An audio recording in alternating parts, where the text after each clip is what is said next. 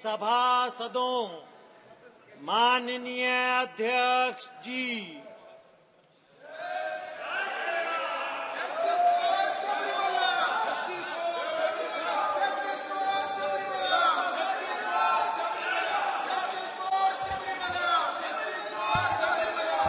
Question number 121 Chaudhary Mehboob Ali Kaiser. Question number please, question number 121। शक्ति नहीं, please नीचे निकाल दूंगा, नीचे। Question number 121 sir. उत्तर सभापति पर रखिए सर।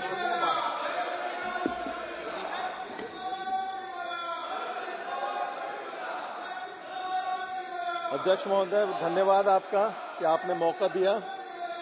वैसे तो माननीय मंत्री जी का जवाब जो है काफी विस्तारित और कॉम्प्रिहेंसिव है सर, लेकिन मैं आपके माध्यम से माननीय मंत्री जी का ध्यान अपने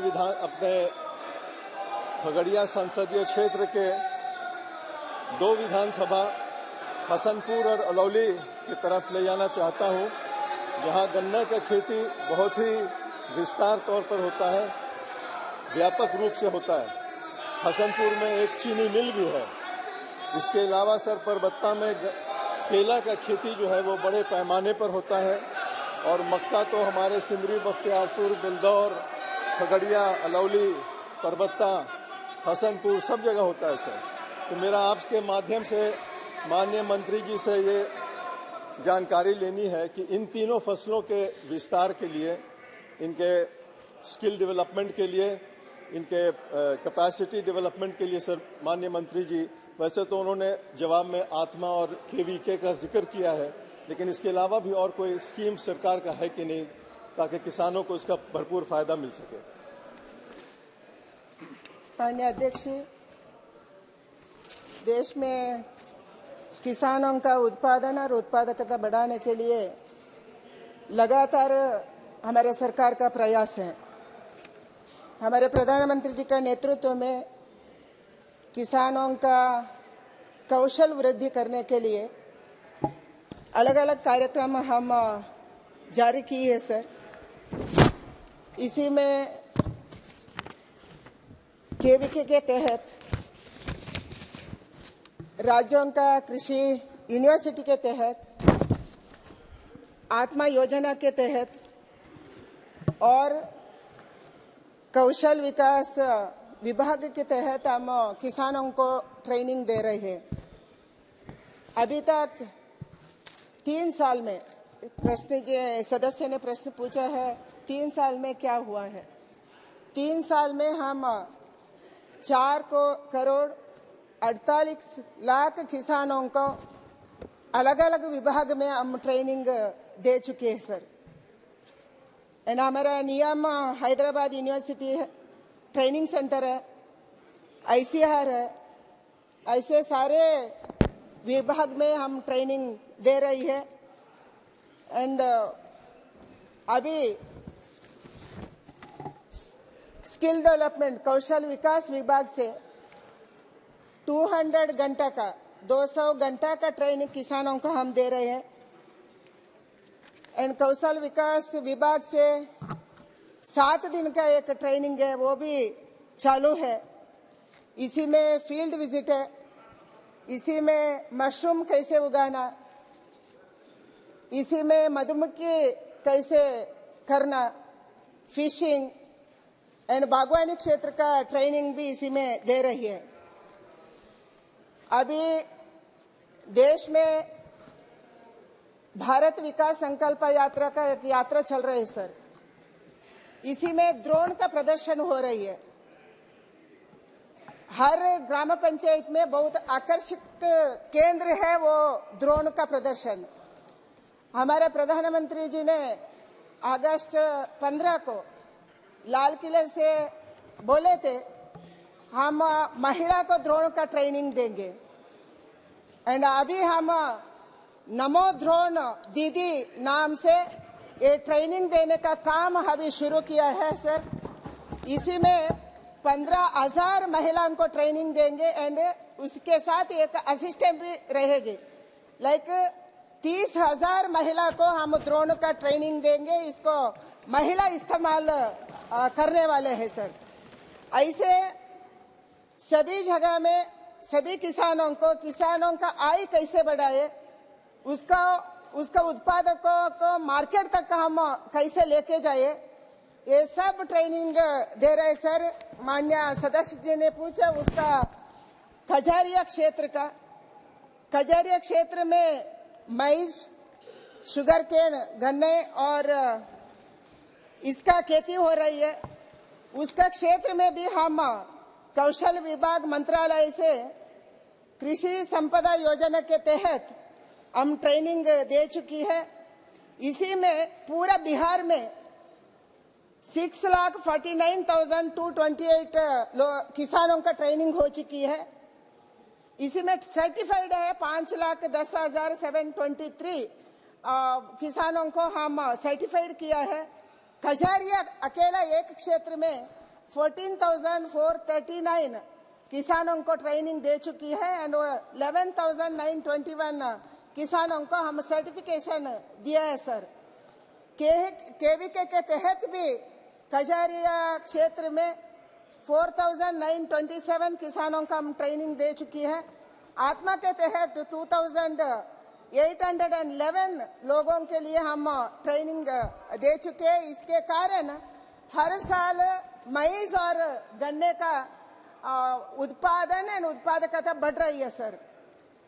मुझे लग रही है तो उसका क्षेत्र में प्रोडक्शन मैज का 2020-21 में 26.69 लाख टन प्रोडक्शन था।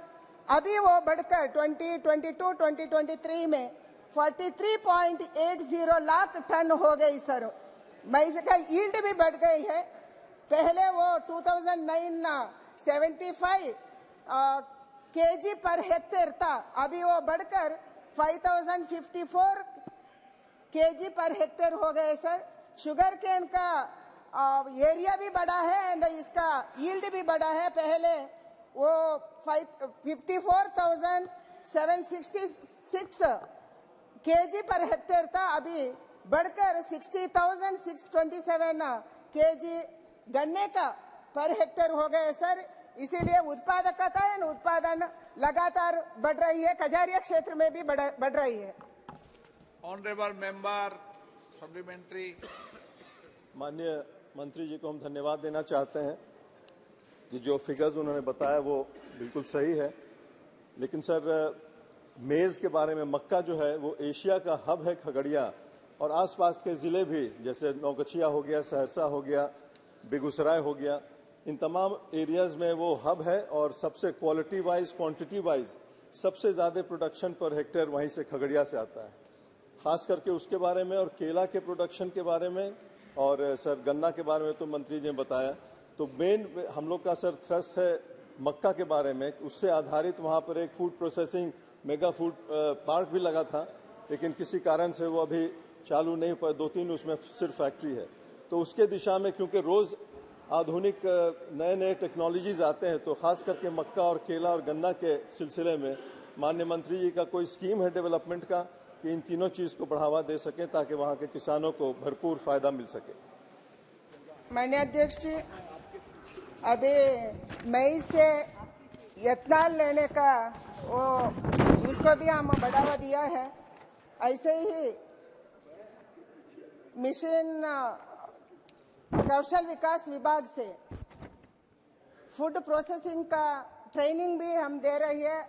ऐसे ही फूड प्रोसेसिंग इंडस्ट्री से हम ट्रेनिंग दे रहे हैं सर। फूड प्रोसेसिंग कैसे करें, उसको विश्व का मार्केट तक कैसे लेके जाए, ऐसा ट्रेनिंग दे रही है हम। एंड कृषि का मेले, किसानों का मेले, ऐसे फूड प्रोसेसिंग इंडस्ट्रीज का मेले हम लगातार लगा रहे। उसके क्षेत्र में बिहार में भी हम लगाए हैं एंड पर्टिकुलरली खजारिया क्षेत्र को भी हम आगे उसको देखेंगे sir. Shri Pratap Rao Jadhav.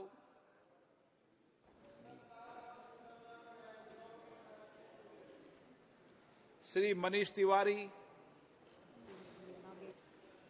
Shrimati Kanimozhi ji. Thank you, sir. In the reply, they have mentioned about training farmers to use drones, but in most of the rural areas, drones are not available. And what has the government done for drone production and making sure that drones are available for farmers to be using them? Thank you. Sir, this is on the ongoing process. हम drone को अभी KVK में रखे हैं sir. अलग अलग private company को भी ड्रोन उत्पादक के लिए हम मदद दे रहे हैं। केवीके में अभी ट्रेनिंग हो रही है, किसानों को ट्रेनिंग देना, उसका प्रदर्शन करना वो चालू रखे है सर। मैं पहले क्वेश्चन में बताया है सर, अब प्रधानमंत्री का वो इच्छा अनुसार 15,000 ड्रोन दीदी को हम ट्रेनिंग देंगे एंड उसका ड्रोन का उत्पादन करने के लिए भी हम प्राइवेट कंपनी को बोल चुके हैं सर, और उसका अभी काम हो रही है। Question number 122 Shri Kripal Balaji Tumane. Question number 122। माननीय मंत्री जी, माननीय सदस्य महोदय,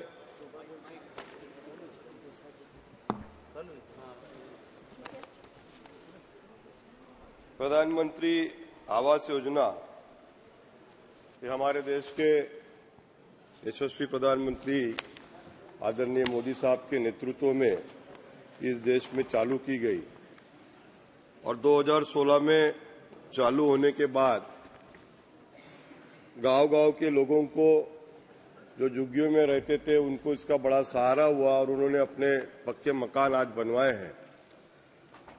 इसमें लेकिन ये जो बातें होती शहरी और ग्रामीण के मामले में हमारे यहाँ पे थोड़ा सा भेदभाव दिखाई देता है। शहरी वालों के लिए हमारी सरकार की ओर से 2.5 लाख रुपए दिए जाते हैं और ग्रामीण वालों के लिए 1.4 लाख दिए जाते हैं। इससे कि जैसा हम देखते हैं ग्रामीण में सुविधाएं नहीं होती है, दूसरे गांव से तीसरे गांव से या शहर में जाके हमें वो सामान खरीदना पड़ता है, लेकिन शहर में सारी उपलब्धता उसी जगह होने के बावजूद भी वहां पर ज्यादा पैसा दिया जाता है। मैं आपके माध्यम से मंत्री जी से पूछना चाहता हूं कि क्या ग्रामीण का जो निधि देते हैं वो फंड शहरी के बराबर करने का हमारा कोई मानस है क्या, या हम जल्दी करने जा रहे हैं? माननीय अध्यक्ष महोदय, ये प्रश्न सीधे आवास प्लस से जुड़ा हुआ है कि हम आवास आगे बढ़ाने के लिए सोच रहे हैं कि नहीं सोच रहे हैं। शहरी आवास योजना और ग्रामीण आवास दोनों में अंतर है, फिर भी मैं आवास 2016 के बाद देश के यशस्वी प्रधानमंत्री जी ने उन बेघरों को जिनकी छत नहीं थी उनको आवास देने का काम किया। माननीय अध्यक्ष महोदय, इसमें आवास प्लस से संबंधित है तो मैं वो जरूर आपके सामने रखना चाहूंगी। इस 91 लाख अंतराल को पूरा करने के लिए सरकार ने राज्यों को निर्देशित किया कि इसको पूरा किया जाए। समापन सीमा को 4 बार बढ़ाया गया, 2002, 2018, 2000 सितंबर को 18, 2000 नवंबर तक को बढ़ाया गया, जिसमें आवास प्लस की सूची आई उसको 3 करोड़ के 90 लाख के लगभग उसमें हमें भरना था पंजीकरण परिवारों को, जिसमें आवंटित लाख शेष बचे थे 91 लाख मकान उनको आवंटित करना था। और माननीय अध्यक्ष महोदय, मेरा राज्यों से अनुरोध है, जिन राज्यों ने आवास को नहीं बनाया है, ऐसे 2 राज्य हैं जिनमें मैं तेलंगाना और उसमें तत्कालीन छत्तीसगढ़ की सरकार ने आवास नहीं बनाए। महोदय, जब तक ये आवास पूरे नहीं हो जाते तब तक हम आवास प्लस की सूची को सर्वे करके उसको ऐड किया। माननीय सदस्य सप्लीमेंट्री। सर, मैंने ये पूछा था कि शहरी को 2.5 लाख रुपए दिए जाते हैं और ग्रामीण को 1,40,000 रुपए दिए जाते हैं, तो ग्रामीण का जो हमारा डिफरेंस है वो बढ़ाया जाएगा क्या? वो ग्रामीण को ज्यादा शहरी के बराबर में पैसे दिए जाएंगे क्या? लेकिन मैं जवाब दे देता हूं। महोदय, आप देखेंगे, एक तो सवाल दीदी ने सही कहा कि आवास प्लस से इन्होंने पूछा था, लेकिन इसके कीमत बढ़ाने का, यूनिट कॉस्ट बढ़ाने का इन्होंने सवाल किया है। आप देखें कि इंदिरा आवास के रूप में चल रहा था जब 2014 में मोदी जी की सत्ता आई, और 2000 उस समय 70,000 रुपया इसका यूनिट कॉस्ट था। अभी 1.5 लाख रुपया हमने किया है। अब ये 2,95,00,000 है। इसे पूरा हमारा करना लक्ष्य है। और शहरी में जो उन्होंने रखा है, शहरी विकास मंत्रालय ने, वो शहर के दृष्टि से रखा है। वहाँ जमीन, ये तरह तरह की चीजें हैं। मैं उससे कंपेयर नहीं कर सकता। मैं इंदिरा आवास 70 से सीधे 2 गुना 1.5 लाख पर ले गया हूँ। इसके लिए भी तो लोग सराहने का काम करें। आगे जब होगा तो देखा जाएगा। श्री राम शिरोमणि वर्मा ने दूसरा पूछ नहीं दिया मैंने। सर वही पूछा था, उसी का जवाब दिया सर। पहले का ही। राम शिरोमणि। माननीय अध्यक्ष जी, क्या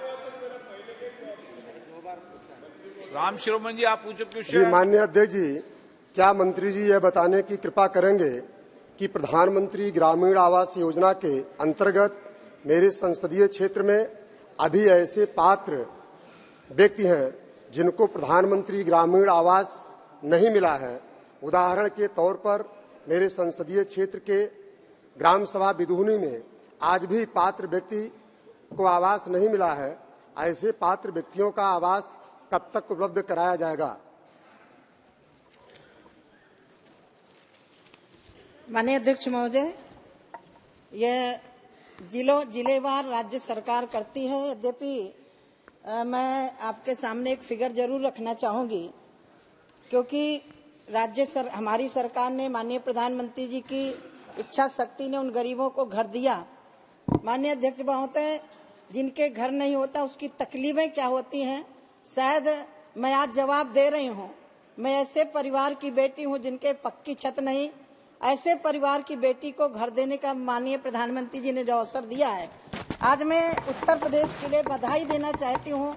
सर्वाधिक आवास यदि कहीं बने हैं तो उत्तर प्रदेश में बने। 10 साल बनाम यूपीए की गवर्नमेंट का यदि मैं तुलना करूं, 2005 से 13-14 तक लगभग 24,48,00,000 इंदिरा आवास योजना के तहत बनाए गए थे, वो भी 20/20 में। हमारी सरकार ने 20/25 कर दिया है जमीन के लिए। महोदय, मैं आज बताना चाहूंगी, माननीय प्रधानमंत्री जी की इच्छा शक्ति, जो माननीय प्रधानमंत्री जी ने कहा था मेरी सरकार गांव गरीब के लिए समर्पित है। 2014 के बाद से उत्तर प्रदेश में लगभग 43 लाख आवास बनाए गए, जिसमें लगभग 9,19,000 इंदिरा आवास भी हमने पूरा किए हैं। तो उत्तर प्रदेश में बहुत तेज गति से आवास बन रहे हैं। जिले के लिए पूछा है माननीय सदस्य ने, गांव के लेवल पर मैं उनको जरूर जवाब दूंगी। Shri Mahesh Sahu. Honorable Speaker, sir, just I want to know from the Honorable Minister through you, sir, what was the original target as per the survey reports from the different collection from different states of origin, different states. But what was the target? What was the target and what was the letter recommended by our Honorable Chief Minister Naveen Patnaik? What was the target? When there was the ratio 40-60, what is the problem of to provide and allot the PMI in favor of the state, which was recommended by the state of Orissa? माननीय अध्यक्ष महोदय, मैं उसका उत्तर पहले दे चुकी हूँ। आवास plus जो सर्वे हुआ है उड़ीसा के लिए खास तौर पर के 2 बार हमारी साइट खोली गई, जहाँ समुद्री तूफान के कारण प्रभावित हुए थे। मैं सदन के माध्यम से राज्यों से एक अनुरोध जरूर करना चाहूंगी। कई राज्यों में प्रधानमंत्री आवास के बजाय कहीं बंगलो आवास, कहीं किसी के नाम से जारी किया गया। ये प्रधानमंत्री आवास से परहेज नहीं होना चाहिए। जुगल किशोर शर्मा जी, जुगल किशोर जी। धन्यवाद महोदय। महोदय, प्रधानमंत्री आवास योजना के माध्यम से ऐसा पहली बार इतिहास में हुआ है कि किसी प्रधानमंत्री जी ने देश के हर एक नागरिक को रहने के लिए अपना घर हो, अपनी छत हो, तेजी के साथ जो है वो काम किया है और इसमें कामयाबी भी प्राप्त हुई है। महोदय, मैं मंत्री महोदय जी से पूछना चाहता हूं कि आपने PMAY प्लस के माध्यम से एक दो बार राज्यों को छूट दी है, लेकिन उसके बावजूद भी राज्यों की कमजोरी की वजह से आज भी कुछ ऐसे देश के नागरिक हैं जो कि इस PMAY प्लस के माध्यम से भी उनको घर नहीं मिल पाया है, वो लिस्ट से छूट गए हैं। मैं इतनी प्रार्थना करना चाहता हूं कि क्या कोई ऐसी योजना है कि प्रधानमंत्री आवास योजना प्लस की साइट को खोलकर अगले चरण के अंतर्गत कार्य शुरू करने की कोई योजना है, ताकि जो रहे हुए नागरिक जिनको आज भी घर नहीं मिला है उनको घर मिल सके। बहुत बहुत धन्यवाद। माननीय अध्यक्ष महोदय, मैं जम्मू कश्मीर के सांसद हैं। मुझे लग रहा है 37 हटने के बाद सर्वाधिक प्रधानमंत्री आवास उस क्षेत्र में बने हुए नहीं, पहले ये आवास भी नहीं बन रहे थे। अभी जो हमारा 295 लाख का लक्ष्य है अभी वो पूरा नहीं हुआ, जिस दिन पूरा होगा आगे सोचा जाएगा। Question number 1, 2, 3 Shri Pratap Rao Patil. Sir, प्रश्न क्रमांक 123। उत्तर समाप्ति पर रखा हुआ है। देखिए माननीय सदस्य। सर, प्रश्न का जो उत्तर दिया है बहुत संतोषजनक है, फिर भी मैं आपके माध्यम से मंत्री जी से जानना चाहता हूं कि $5 ट्रिलियन की अर्थव्यवस्था में PACS की भूमिका क्या है और PACS के व्यवसाय और आय का विस्तार करने के लिए सरकार द्वारा क्या कदम उठाए जा रहे हैं।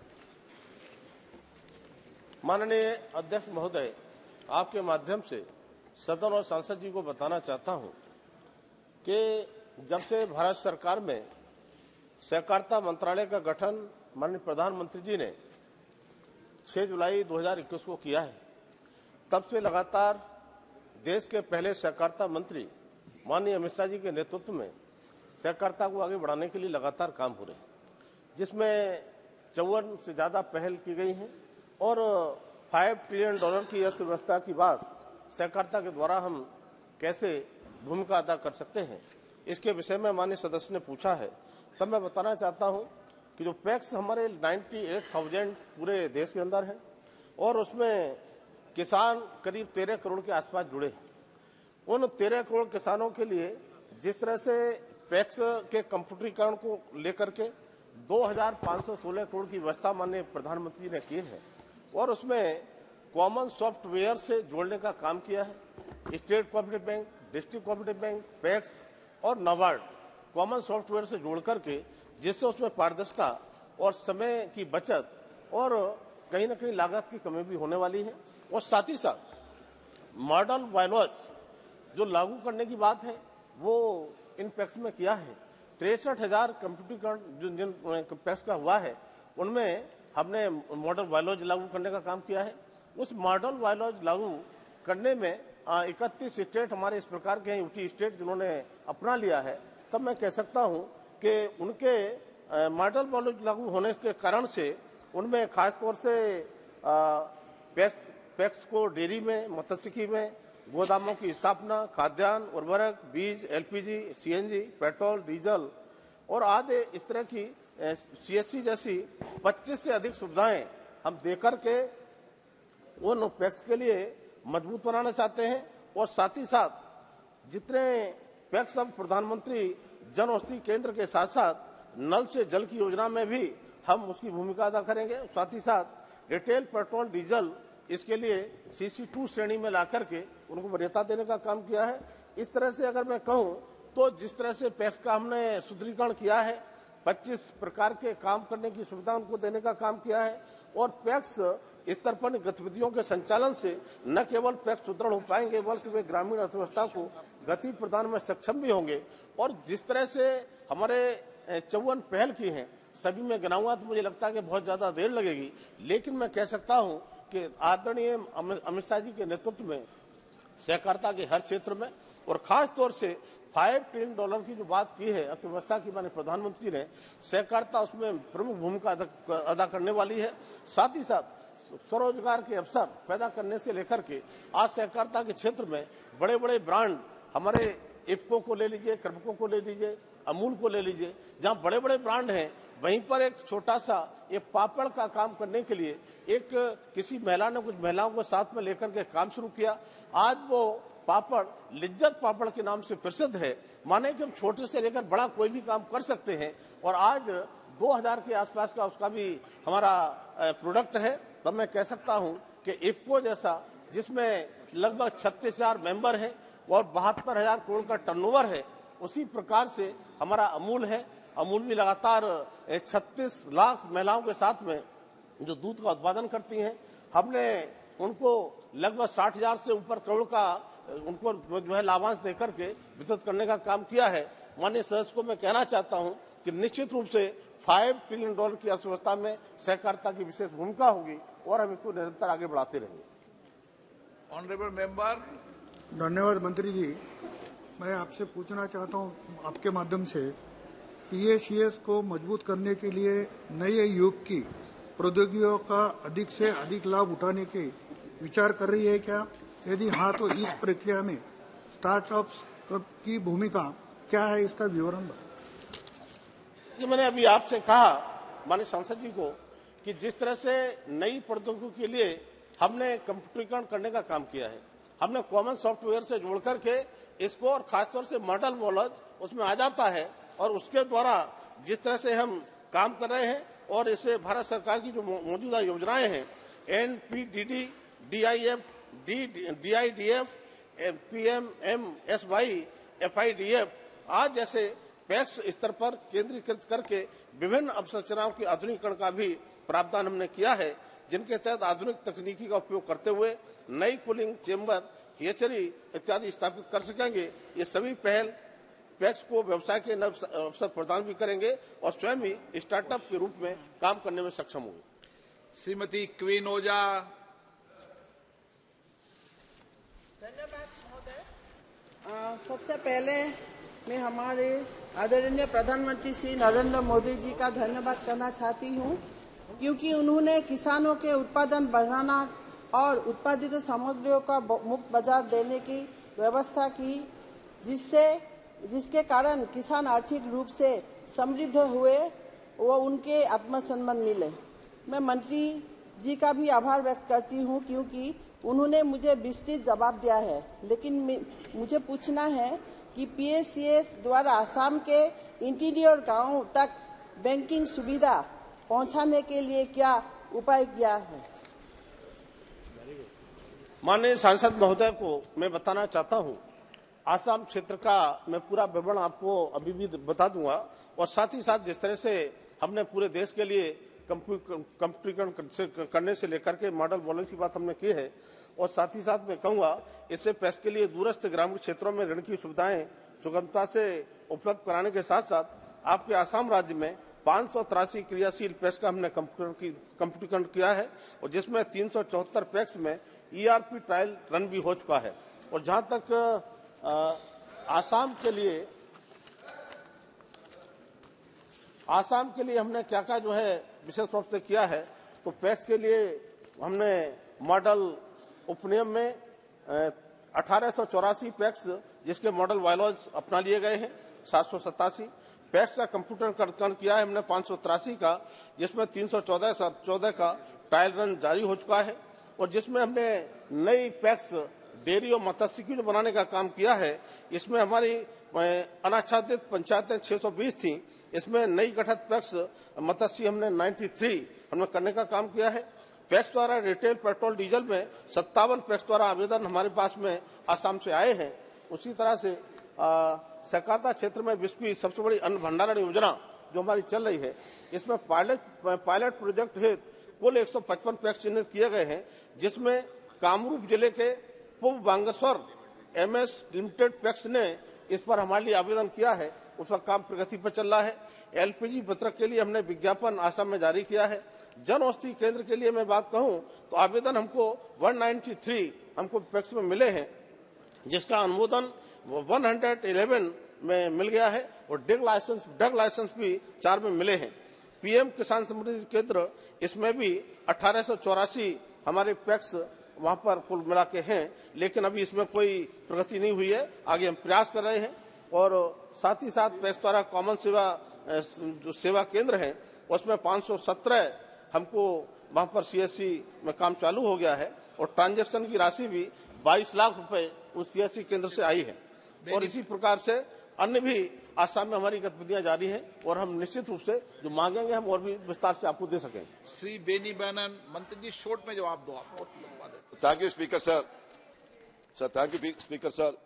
Sir, primary cooperative society, often referred to the backyard bank, has historically served as the economic backbone of the poor people in society. But recent years have been challenging for this society, especially in Kerala, where instances of financial fraud involving prominent political figures are extremely geo-paradise depositors, leading to desperate action like suicide attempts. Earlier, if primary cooperative society faced such crisis, the district cooperative bank had the provision to provide an overdraft. However, the district cooperative banks have ceased to operate in Kerala due to the amalgamation with the Kerala State Cooperative Bank. This has become impossible. Neither in Kerala Bank has the provision to give such overdraft. In light of this circumstance, whether the central government have given any direction to the Reserve Bank to implement any measures to strengthen the primary cooperative society and protect the depositors affected by this case.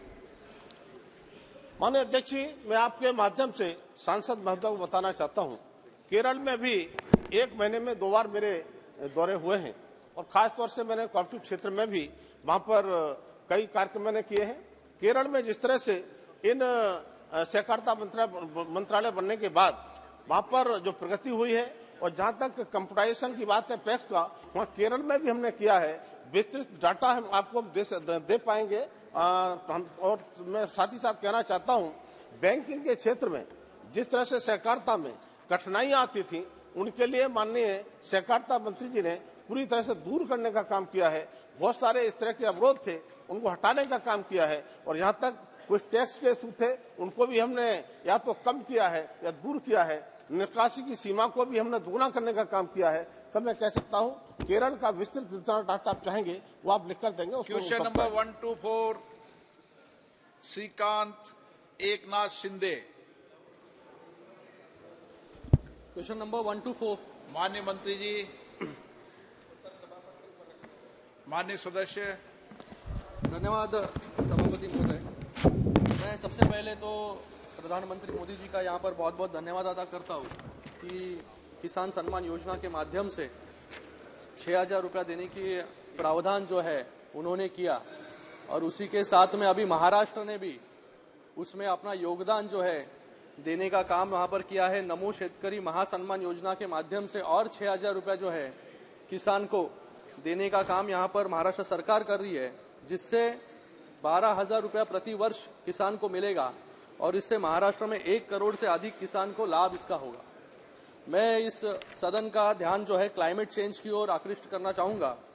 Climate change आज हमारे किसानों के सामने बहुत बड़ी चुनौती है और महाराष्ट्र में आए दिन बाढ़ या सूखे के कारण किसानों को परेशानी होती है, नुकसान होता है। हर साल हमें कई हजार करोड़ जो है किसानों को मुआवजा देना पड़ता है। गए 1 साल में महाराष्ट्र में 10,000 करोड़ से ज्यादा मुआवजा जो है वो किसानों को देना पड़ा है। हर साल फसलों को हो रहे नुकसान के कारण आज हमें जरूरत है क्लाइमेट रिजाइलेंट एग्रीकल्चर को बढ़ावा देने की, जिसमें एक उपयोगी तरीका है पॉली हाउस फार्मिंग का, जिससे शेड के माध्यम से अतिवृष्टि और ओलों से फसलों को बचाया जा सकता है। लेकिन इसकी लागत या कॉस्ट बहुत ज्यादा है, छोटे किसान अफोर्ड नहीं कर सकते। भारत सरकार के हॉर्टिकल्चर बोर्ड द्वारा शेड नेट और पॉली हाउस के लिए सब्सिडी दी जाती है जो 50% है, लेकिन जो पॉली हाउस और शेड नेट की एवरेज कीमत है वो 45 लाख से 50 लाख तक होती है प्रति एकड़, जो छोटे और सीमांत किसान अफोर्ड नहीं कर सकते सर। मेरा मंत्री जी से ये प्रश्न है कि छोटे और सीमांत किसानों को क्लाइमेट रिजिलेंट एग्रीकल्चर जैसे क्रॉप डाइवर्सिफिकेशन और पॉली हाउस फार्मिंग करने के लिए एग्रीकल्चर क्रेडिट के माध्यम से प्रोत्साहन देने के लिए सरकार कोई योजना बना रही है, और वर्तमान में शेड कंस्ट्रक्शन के लिए दिए जाने वाली सब्सिडी को भी बढ़ाने का कोई विचार जो है सरकार कर रही है क्या? माननीय अध्यक्ष महोदय जी, जैसा कि माननीय सदस्य ने भी कहा है कि कृषि के अंदर लगातार हम आगे बढ़ रहे हैं, और जैसा कि विश्व में भारत अगर देखा जाए तो 11वें स्थान पर अर्थव्यवस्था में था, जो आज 5वें स्थान पर पहुंचा है। तो इसमें कृषि का भी बहुत बड़ा योगदान है, और भारत की कृषि का रहा है, और किसानों का भी योगदान रहा है। और इसमें हमारी सरकार ने ये लगातार प्रयास किए कि किसान को नई तकनीकी भी मिले, और किसान प्रेसिशन एग्रीकल्चर से भी खेती करे, और जो होने वाला नुकसान है, कई बार आपदा के समय में नुकसान होता है, तो उसके सुरक्षा कवच के तौर पर भी हम उनको केसीसी के माध्यम से भी उनका सपोर्ट करने का काम करते हैं। और आईसीआर के द्वारा ये भी प्रयास किया जाता है कि क्लाइमेट चेंज जो बात बढ़ रही है, तो उसके लिए क्लाइमेट रेजिलेंट वेराइटियां भी विशेषकर आईसीआर के द्वारा, हमारे साइंटिस्टों के द्वारा नई तैयार करके किसानों को वितरित भी की जा रही है, प्रशिक्षण भी दिया जा रहा है। अब जैसा कि इन्होंने कहा कि पॉली हाउस है, ग्रीन हाउस है, हॉर्टिकल्चर बोर्ड के द्वारा सब्सिडी की बात है, तो मुझे आपको ये बताते हुए प्रसन्नता हो रही है कि लगातार इसमें हमारे किसानों की भी रुचि बढ़ रही है, और किसान भी आकर्षित हो रहे हैं। और इसमें जैसा कि सब्सिडी है, तो जो 50% तक की सब्सिडी देने का प्रावधान है, और इसके साथ ही उनको कैसे ऋण सुविधा से उपलब्ध हो सके, इसके लिए हमारी 4-5 स्कीमें भी है, जिसमें एग्रीकल्चर इंफ्रास्ट्रक्चर फंड का प्रावधान किया गया है, जिसमें चाहे छोटा किसान है चाहे बड़ा किसान है, वो एग्रीकल्चर इंफ्रास्ट्रक्चर के माध्यम से 2 करोड़ रुपए तक का लोन ले सकता है, और उसमें 3% इंटरेस्ट की ब्याज की भी छूट का प्रावधान है। ऐसे ही हमारे नेशनल हॉर्टिकल्चर बोर्ड के माध्यम से MIDH के तहत भी किया जा रहा है कि उसमें उनको सपोर्ट मिले, और इसके साथ ही RKVY योजना के साथ भी इसको जोड़ा गया है। तो राज्य सरकार इसमें अगर अलग से सपोर्ट करे, तो मुझे लगता है कि किसानों को इसके RKVY योजना के माध्यम से कर सकते हैं। लेकिन मेरा इतना जरूर कहना है कि इस और किसानों की जिस तरह से रुचि बढ़ी और इसकी संख्या किसानों की बढ़ रही है, तो कृषि का उत्पादन भी बढ़ रहा है, और जो एक किसानों के सामने समस्या है उसका समाधान भी निश्चित रूप से नरेंद्र मोदी जी की सरकार है वो किसानों के ऊपर कर रही है। इसीलिए आपने देखा होगा कि जो 4 जातियां बताई, उसमें भी एक जाति है वो किसान जाति है, जिसके ऊपर प्रधानमंत्री जी का विशेष ध्यान है। ऑनरेबल मेंबर्स, मेरा अगला प्रश्न अलाइड सेक्टर से संबंधित है, जो कि फार्मिंग, डेयरी फार्मिंग हो, फॉरेस्ट्री हो या फिशिंग हो। मुझे लगता है कि यह भी एक महत्वपूर्ण योगदान रहेगा कृषि में। और अलाइड सेक्टर जो है वो कैपिटल इंटेंसिव होते हैं, ज्यादा से ज्यादा लागत उसमें लगती है। आरबीआई के 2019 के रिपोर्ट के अनुसार अलाइड एक्टिविटीज को सिर्फ 10% जो है एग्रीकल्चर क्रेडिट यहाँ पर मिलता है, क्योंकि यहाँ पर हर किसान को जो है खुद की लैंड होना बहुत जरूरी है। यहाँ पर हमारे महाराष्ट्र में या बाकी भी राज्यों में लैंड बहुत कम होती है छोटे किसान के पास, तो उसके कारण जो है डेयरी उद्योग उसको चालू करना है, एफपीओ करना है, तो उसको लोन जो है वहां पर मिलता नहीं है। एफपीओ बनाने के बाद भी जो है वहां पर एग्रीकल्चर क्रेडिट से जो है किसान जो है वंचित रह जाते हैं। और ये एफपीओ का ज्यादा से ज्यादा सैचुरेशन जो है नीचे के स्तर पर होने के लिए भी प्रयास जो है सरकार को करना बहुत जरूरी है। मुझे लगता है कि इसके अंदर सिंगल विंडो क्लियरेंस और ज्यादा एग्रीकल्चर क्रेडिट, जिस किसान के पास खुद की खेती नहीं है, खुद की लैंड नहीं है, तो उसके लिए भी जो है सरकार को प्रावधान यहाँ पर करना चाहिए, और उसको जो है प्रायोरिटी सेक्टर लेंडिंग स्टेटस देने पर जो है। आवाज आ रही है आपको? चालू है माइक चालू है मेरा? चालू है शुरू है। मंत्री जी से मेरा प्रश्न है, उनको सुनाई नहीं दे रहा है सर? हाँ बोलिए। मंत्री जी से मेरा प्रश्न है कि अलाइड सेक्टर्स जो है, डेयरी फार्मिंग हुआ, फॉरेस्ट्री हुआ या फिशिंग हुआ, ये भी बहुत महत्वपूर्ण योगदान जो है कृषि में रखते हैं। और ये अलाइड सेक्टर्स में फार्मिंग अगर करना है किसानों को तो बहुत ज्यादा लागत जो है उसमें लगती है। आरबीआई के 2019 के रिपोर्ट के अनुसार अलाइड एक्टिविटीज को सिर्फ 10% जो है एग्रीकल्चर क्रेडिट जो है यहाँ पर मिला है, क्योंकि हर किसान को अपनी लैंड होना बहुत यहाँ पर जरूरी है और जिसके पास कम लैंड है उसको लोन यहाँ पर मिलता नहीं है। तो मुझे जो है यहाँ पर सदस्य सरकार से प्रश्न ही पूछ रहा हूँ सर। अभी मैंने दोबारा रिपीट किया ना सर। नो रिपीट सुन लिया माननीय मंत्री सुना ही नहीं था ना। मेरा प्रश्न है सर, प्रश्न ये है कि जो छोटे किसान हैं उसको भी जो है प्रायोरिटी सेक्टर लैंडिंग स्टेटस देने का कुछ प्रावधान सरकार कर रही है, जिससे जो है उसको एक सिंगल विंडो क्लियरेंस और ज्यादा से ज्यादा लोन जो है वहां पर मिल सकेगा। माननीय अध्यक्ष महोदय जी, जैसा माननीय सदस्य ने कहा है कि एलाइड सेक्टर के अंदर किसानों को सहायता मिले, तो सबसे पहले तो इसके लिए किसानों को ऋण देने के लिए एक अभी 19 सितंबर 2023 को हमने एक पोर्टल जारी किया है जो किसान ऋण पोर्टल है।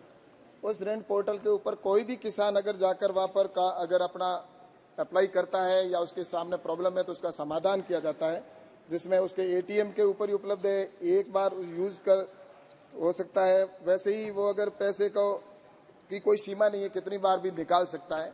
और इसके साथ ही उसमें मैं आपसे ये भी बताना चाहूंगा कि ये जो कृषि केसीसी है, किसानों को ऋण मिलने की बात है, एलाइड सेक्टर में बात की है, तो मैं इसमें ये मुझे बताते हुए खुशी हो रही है कि पहले ये किसानों को सिर्फ जो किसान खेती करता था उसी को किसान क्रेडिट कार्ड के माध्यम से केसीसी मिलती थी, लेकिन मुझे बताते हुए खुशी है कि अभी हमारी सरकार ने और प्रधानमंत्री नरेंद्र मोदी जी के नेतृत्व में जो हमारे फिशरमैन है, जो फिशरीज की करते हैं, उनको भी केसीसी दी जा रही है और उसके साथ ही पशुपालक है उनको भी केसीसी के माध्यम से ऋण देने का प्रावधान किया गया है। जो पहले 1 लाख रुपए तक था किसानों को, उसको बढ़ाकर 1,60,000 रुपए तक बिना कोई मोर्गेज के कोलेट्रल के देने का प्रावधान किया है। और उसी में जो फिशरीज के और जो डेयरी के ऊपर जो किसान है उन किसानों को 2 लाख रुपए तक का प्रावधान किया गया है, जिसका लाभ किसान लगातार ले रहा है। और मुझे लगता है ये किसानों के लिए जो एलाइड सेक्टर के अंदर किसान को ऋण देने के लिए बहुत बड़ा कदम है माननीय प्रधानमंत्री जी का। सुजय विखे पाटिल,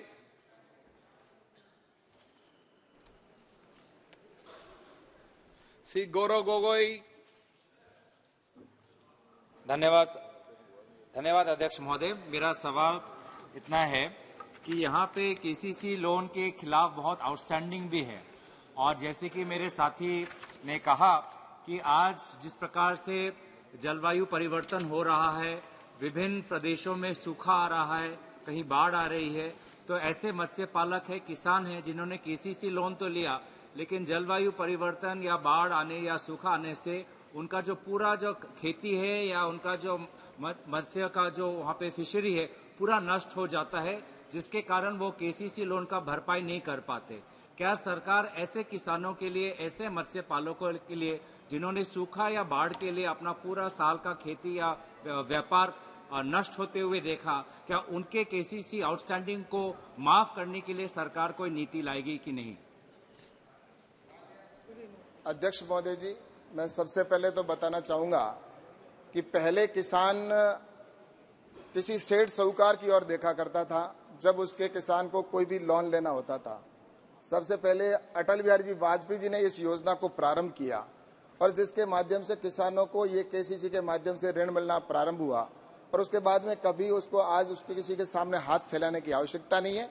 और उसके बाद में आज जैसा कि किसानों का जब 2014 के अंदर जब सरकार आई, उस समय जो ये फंड था वो लगभग 7 लाख और 7 करोड़ और 30 लाख जो था, 7 लाख 30 करोड़ रुपए, 7.30 लाख करोड़ रुपए था, जो अब बढ़कर लगभग 20 लाख करोड़ रुपए कर दिया गया है, जो लगभग 3 गुना से अधिक माना जा रहा है। तो मुझे इसमें यह कहना है कि किसानों के सपोर्ट के अंदर हर समय तैयार रहिए।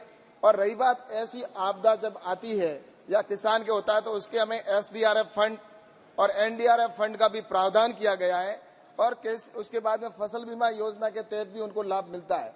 तो मुझे लगता है कि इसके कवर करने के लिए निश्चित रूप से सरकार की ओर से कि किसान को उसका किसी प्रकार का नुकसान न हो, उसके लिए ये भारत सरकार की ओर से NDRF फंड और SDRF फंड से किसान को निश्चित रूप से सहायता भी उपलब्ध करवाई जाती है। Question number 125 Shri Prabhubhai Vasava. माननीय अध्यक्ष श्री, मेरा क्वेश्चन नंबर 125। माननीय मंत्री जी, माननीय सदस्य।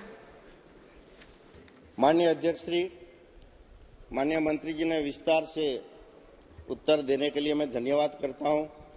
और माननीय अध्यक्ष श्री, मैं सामाजिक न्याय और अधिकारिता मंत्री जी से पूछना चाहता हूं कि दृष्टिबाधित ST/SC समेत समस्त दिव्यांगजनों के सार्वजनिक जीवन को सुगम्य बनाने हेतु सरकार ने क्या कदम उठाए हैं। दूसरा, दृष्टिबाधित समेत समस्त दिव्यांगजनों के आर्थिक सशक्तिकरण और आत्मविश्वास को सरकार कैसे बढ़ावा दे रही है। और क्या भारत सरकार राज्य सरकारों से मिलकर यह सुनिश्चित करेंगे कि हर नेत्रहीन बालिका एवं महिलाओं को प्रत्यक्ष मुलाकात महिला पुलिस द्वारा की जाए, जिससे उनकी जातीय सुरक्षा एवं दुर्व्यवहार का अवलोकन हो सके। धन्यवाद। माननीय अध्यक्ष महोदय जी, माननीय संसद सदस्य जी के द्वारा 2-3 प्रश्न एक साथ पूछे गए हैं। दिव्यांगजनों के सशक्तिकरण के लिए सरकार देश के प्रधानमंत्री आदरणीय नरेंद्र मोदी जी के नेतृत्व में एक और जहां उनकी सुगम्यता के लिए वहीं उनके सशक्तिकरण के लिए लगातार इस दिशा में कदम आगे बढ़ा रही है। दिव्यांगजन अधिकार अधिनियम 2016, इसके अंतर्गत जो दिव्यांगता की श्रेणियां 7 थी, इनको बढ़ा करके 21 किया गया। शासकीय नौकरियों में जो आरक्षण 3% था, उसको बढ़ाकर 4% किया गया और उसमें भी 1% ब्लाइंड दिव्यांगजनों के लिए है। माननीय अध्यक्ष महोदय जी, इसके साथ ही साथ सरकारी मान्यता प्राप्त स्कूलों में जो दिव्यांगजनों के लिए 3% आरक्षण था, उसको बढ़ा करके 5% किया गया। और सुगम्य भारत अभियान, ताकि हमारे दृष्टिहीन हमारी बालिकाओं और महिलाओं सहित हमारे जितने भी दृष्टिबाधित और दिव्यांगजन हैं, इन दिव्यांगजनों को सुगम्य भारत अभियान के अंतर्गत सरकार के द्वारा जो प्रयास किए गए हैं, उनमें 1671 भवनों की सुगम्यता लेखा परीक्षा पूरी की गई और केंद्र सरकार के 1100 भवनों सहित 1771 सरकारी भवनों को पूरी तरह से सुगम्य बनाने की पहल की गई। हम परिवहन प्रणाली की अगर बात करें तो 35 अंतर्राष्ट्रीय हवाई अड्डों को सुगम्य बनाया गया और 55 घरेलू हवाई अड्डों को सुगम्यता की विशेषताएं प्रदान की गई। 12 हवाई अड्डों पर एमओ लिफ्ट उपलब्ध कराई गई। 709 रेलवे स्टेशन पर उनको पूरी तरह से सुगम्य बनाया गया। पहले हम देखते हैं कि जब हमारा दिव्यांगजन स्टेशन जाता है तो वो स्मार्ट कैन लेकर जाता है। रेलवे स्टेशनों पर, ओवरब्रिज पर उनके लिए टाइल्स अलग से बीच में लगाए जाते हैं, ताकि उन टाइल्सों पर चलकर वो आसानी के साथ में अपने गंतव्य स्थान पर पहुंच सके और उसको किसी तरह के बगैर किसी के सहारे के अपनी यात्रा को करने में किसी तरह की असुविधा का सामना न करना पड़े। ट्रेनों में हम देखते हैं कि हमारे दिव्यांगजनों के लिए अलग से बोगियां लगाई गई हैं। आधी बोगी उनके लिए रहती है जो दिव्यांगजनों के लिए आरक्षित रहती है। 42,348 बसों को आंशिक रूप से सुगम्य बनाया गया और 8,695 बसों को पूरी तरह से सुगम्य बनाया गया। सूचना और संचार प्रौद्योगिकी की अगर बात की जाए तो लगभग 750 केंद्र सरकार और राज्य सरकार और केंद्र शासित प्रदेशों की वेबसाइटों को सुगम्य बनाया गया है। भारत सरकार दिव्यांगजनों के सशक्तिकरण के लिए काफी सक्षमता के साथ में कदम आगे बढ़ा रही है। माननीय हमारे सांसद महोदय जी ने एक प्रश्न और उन्होंने पूछा, उसको बताने के पहले मैं बताना चाहता हूं कि दिव्यांगजनों के सशक्तिकरण के लिए और इनको स्किल ट्रेनिंग के साथ में भी जोड़ा जा रहा है। हमारे इंदौर के सांसद हैं शंकर लालवानी जी, मैं इंदौर गया था। मैं इंदौर में महेश दृष्टिहीन कल्याण संघ है, वहां पर 200 दृष्टिहीन बालिकाएं उस छात्रावास में रहती हैं और वहां से वो स्कूल जब जाती हैं तो एक दूसरे का हाथ पकड़ कर जाती हैं। उस छात्रावास में जब मैं गया, उनको शिक्षा के साथ साथ संगीत के साथ में भी उनको जोड़ा जा रहा है। और वो बेटियां जब उनका जो कार्यक्रम हुआ, मैं मन इतना भाव विभोर हो गया, इतने भाव विभोर होकर उन्होंने स्वागत गीत वहां पर गाया। उस महेश दृष्टिहीन कल्याण संघ से बेटियां आज शिक्षित होकर 4 स्थानों पर ऑपरेटर का काम, टेलीफोन ऑपरेटर का काम वो करने लगी। रोजगार के अवसर वहां से उपलब्ध कराए जा रहे हैं। मैं अपने माननीय सदस्यों से अनुरोध करना चाहता हूं, केंद्र सरकार के साथ साथ अनेक राज्य सरकारों ने भी इस तरह के प्रयास किए हैं कि हमारी दृष्टिहीन बालिकाओं को उनको शिक्षा के साथ साथ स्किल ट्रेनिंग के साथ साथ उनको जीवन में आगे बढ़ने के लिए अवसर उपलब्ध कराए जाएं। जहां तक हमारे माननीय सांसद महोदय जी ने कहा है कि महिलाओं के सशक्तिकरण के लिए, तो उसमें हमारे दिव्यांग हमारे साथियों सहित हमारी मातृशक्ति और हमारी दृष्टिहीन हमारी बालिकाओं को और महिलाओं को भी संरक्षण करने के लिए सरकार के द्वारा जो मिशन शक्ति प्रारंभ की गई है, उस मिशन शक्ति में बहुत सारी उसमें योजनाएं प्रारंभ की गई, जिसमें वन स्टॉप सेंटर, महिला हेल्पलाइन, बेटी बचाओ बेटी पढ़ाओ, नारी अदालतें, शक्ति सदन, कामकाजी महिलाओं के लिए सखी निवास और इसके साथ ही साथ उनको पालना शिशु गृह, यानी इस तरह से सरकार हमारे डिसेबल्ड हमारे जो बेटियां हैं, दृष्टिविहीन बेटियां हैं, उनके कल्याण के लिए और महिलाओं के कल्याण के लिए पूरी तरह से प्रतिबद्धता के साथ में कदम आगे बढ़ा रही है। माननीय सदस्य सप्लीमेंट्री हो गया नो। श्रीमती पंडित कौर।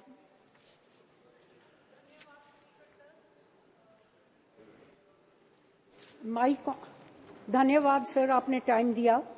मैं आपके माध्यम से मंत्री जी की नोटिस में लेके आना चाहती हूँ कि मेरे लोकसभा क्षेत्र पटियाले में एक सोसाइटी है, सोसाइटी फॉर हैंडीकैप्ड। उन्होंने 3 स्कूल शुरू किए बहुत देर से और एक में 150 नेत्रहीन स्टूडेंट हैं। ये इस सोसाइटी को 20 से 25% ग्रांट भी मिलता है सेंटर से। पर मैं आपके माध्यम से रिक्वेस्ट करना चाहती हूँ कि स्किल डेवलपमेंट के लिए वहाँ कंप्यूटर का एक सॉफ्टवेयर है जिसको जॉज बोलते हैं, उसके लिए कोई प्रबंध किया जाए, क्योंकि बहुत महंगा है और कंप्यूटर में वो अपलोड नहीं होता। उसके माध्यम के साथ जो ज़्यादा नेत्रहीन महिलाओं और बच्चियाँ हैं हमारी, वो कंप्यूटर सीखती हैं और उस सॉफ्टवेयर के साथ उनको ज़्यादा वो आसानी से सीखा जा सकता है।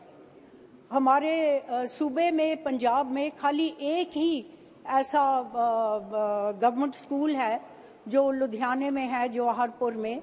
उसका बहुत बुरी हालत है और उसमें कोई बेटियां और महिला नहीं जा सकती क्योंकि हालत इतनी खराब है, रह नहीं सकती, तो वहाँ खाली पुरुष ही जाते हैं। सो आपके माध्यम से इनको स्किल ट्रेनिंग देने के लिए पंजाब में मैं आपको रिक्वेस्ट करती हूँ कि आप ये सुविधा दें। धन्यवाद। धन्यवाद अध्यक्ष महोदय जी। माननीय सदस्य जी के द्वारा पंजाब में स्किल ट्रेनिंग की जो बात उठाई गई है, मैं माननीय सदस्य जी को अवगत कराना चाहता हूं कि केंद्र सरकार के द्वारा जो दृष्टिबाधित बालिकाओं के लिए देश के अलग अलग राज्यों में राज्यवार जो अनुदान दिया जा रहा है, उसमें पंजाब में लुधियाना में वोकेशनल रिहेबिलिटेशन ट्रेनिंग सेंटर है। उसके लिए 2020-21 में 28.82 लाख, 21-22 में 29.10 लाख और 22-23 में 30.27 लाख रुपए की राशि जारी की गई। इसके साथ ही साथ पंजाब का जहां तक प्रश्न है, पंजाब में एक ट्रेनिंग सेंटर भी, उसके लिए भी आरसीआई के माध्यम से सहायता दी जाती है। Training centre for teachers of the visually handicapped, Braille भवन, जमालपुर, लुधियाना, पंजाब। और हमारे जो पिछले 3 वर्षों के दौरान जो अलग अलग राज्यों में अनुदान जो दिया गया है, उसमें पंजाब में मैंने बताया कि तीनों वर्षों का बताया। और जिन एनजीओ के द्वारा डीडीआरएस योजना के अंतर्गत केंद्र सरकार से अनुदान मांगा जाता है, ये उन संगठनों के ऊपर निर्भर करता है कि उनको केंद्र सरकार की अनुदान योजना का लाभ लेना है या राज्य सरकार की। कुछ संगठनों को राज्य सरकार से अनुदान लेना उनके लिए हितकारी लगता है, तो वो राज्य सरकार से अनुदान लेते हैं। जिनको केंद्र सरकार से ज्यादा लाभदायक लगता है, वो केंद्र सरकार के समक्ष रिक्वेस्ट करते हैं। तो हमारे पास जो जिन राज्यों से रिक्वेस्ट आती हैं, हम उनको परीक्षण करने के बाद अनुदान देते हैं। नंबर 126 सुनील कुमार मंडल। माननीय सदस्य, माननीय मंत्री जी कल पर उपलब्ध है। माननीय सदस्य।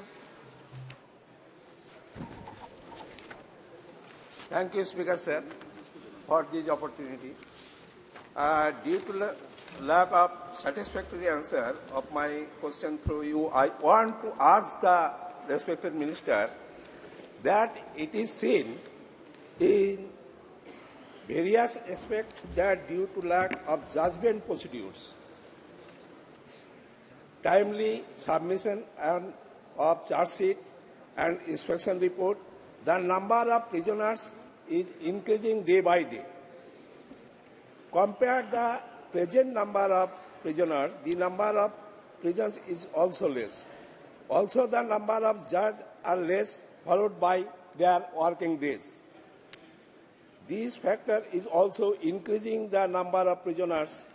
So, is there any government plan or step in these regards? If not, the reasons thereof. माननीय मंत्री जी। भारतीय संविधान की अनुसूची 7 की सूची 2 की प्रविष्टि 4 में स्पष्ट रूप से कहा गया है कि जेल का प्रशासन प्रबंधन जेल और जेल में बंद व्यक्ति प्रदेश सरकार की पूर्ण रूप से जिम्मेदारी में आते हैं। परंतु चूंकि ये आपराधिक न्याय प्रणाली से जुड़ा हुआ विषय है, जेलों की बड़ी महत्वपूर्ण भूमिका होती है, उस कारण एनडीए की सरकार बनने के बाद प्रधानमंत्री जी ने गृह मंत्री जी के नेतृत्व में गृह मंत्रालय ने अनेक योजनाएं इस तरह की प्रारंभ की हैं, जिसके माध्यम से जेलों में जो विचाराधीन कैदी हैं उनकी संख्या को कम किया जा सके। उसके लिए हम लोगों ने एक सीआरपीसी के संविधान 436 का को जोड़ा है, जिसमें ऐसे विचाराधीन कैदी जो जिस आरोप में बंद हैं उसकी अधिकतम सजा की आधी सजा काट चुके हैं, उनको जमानत पर रिहा करने का प्रावधान है। दूसरा, प्ली बार्गेनिंग का जो ट्रायल शुरू होने से पहले सीआरपीसी की धारा 265 का से टा तक इसमें एक नया अध्याय 21 का जोड़ा गया है, जिसके माध्यम से ये व्यवस्था की गई है कि ट्रायल शुरू होने से पहले वादी और प्रतिवादी पक्ष अगर चाहें तो प्ली बार्गेनिंग के माध्यम से अपनी समस्याओं को हल कर सकते हैं। तीसरा, हमने 100 करोड़ रुपया राज्यों को ई सॉफ्टवेयर के लिए दिया है, जिनके माध्यम से जेलों में ई सॉफ्टवेयर की स्थापना की गई है और आईसीजेएस से भी हमने उसको जोड़ा है, जो एक ऐसा अंतर प्रचालनी सिस्टम है जो हमारे इन्वेस्टिगेशन, एफआईआर दर्ज होने, प्रोसिक्यूशन, एविडेंस कलेक्शन, कोर्ट और जेल के बीच में एक संबंध स्थापित करता है।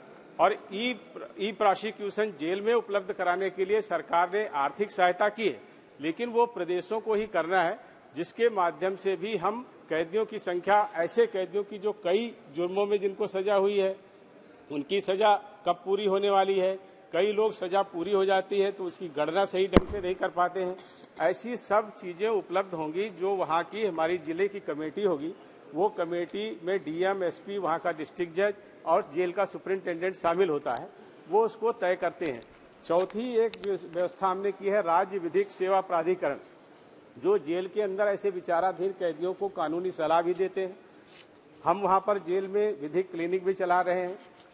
इसका उत्तर बहुत विस्तार में है, लेकिन मैं इसको शॉर्ट में कर रहा हूँ। निःशुल्क कानूनी मदद भी देते हैं। समय हो गया है। जी जी, ठीक है। उसके बाद और भी कई अभी कानून नए आए हैं, उनसे भी मदद मिलेगी, जिसमें जेल की कैदियों की संख्या कम होगी। सप्लीमेंट्री